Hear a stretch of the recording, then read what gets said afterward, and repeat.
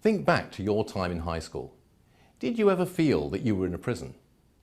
Did you ever feel that you were in a machine that had its own purposes and goals and had no relation to what you actually wanted to do or achieve?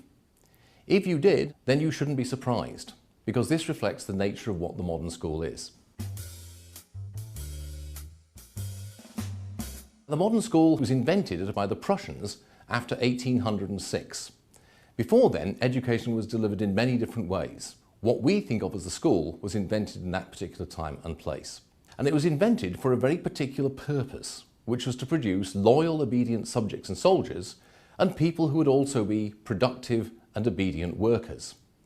It's this that explains why school is the way it is and has the features that it has. It explains why it is that the school day is divided up into rigid, time-structured blocks. It explains why it is that the organisation of the school is hierarchical and highly structured. It explains why it is that people are taught with people of their own age instead of people who are at the same stage of interest or ability as themselves.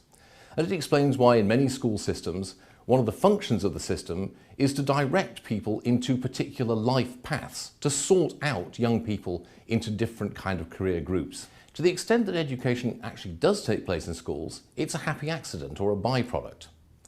Now, there are many people who work in schools who believe that education in fact is the main point of what they're doing and who are trying very hard to educate the people in their charge. However, the problem is that the whole system they're working in, the way it's set up and the way it is organised, is hostile to that golden endeavour, so that they're in the unfortunate position of constantly trying to push water uphill, if you will, and any success they have is gained against the odds. What we need to realise is that education and schooling are not the same thing. In fact, because we think that schooling is the same thing as education, we have a radically impoverished idea of what education is and could be. Why, for example, do we assume that education should only take place at one stage of a person's life?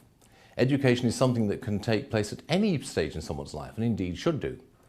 Why assume that we have to educate people of the same age altogether? Surely this is a crazy way of doing it.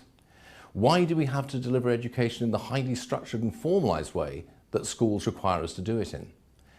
Education is something which will be central to most people's lives. What we need to do is to get away from the idea that schools are the only way in which we can deliver education.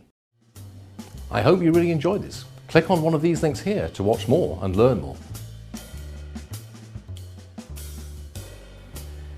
If you want to do more and more than watch videos, then click on these links here to find out about more student opportunities.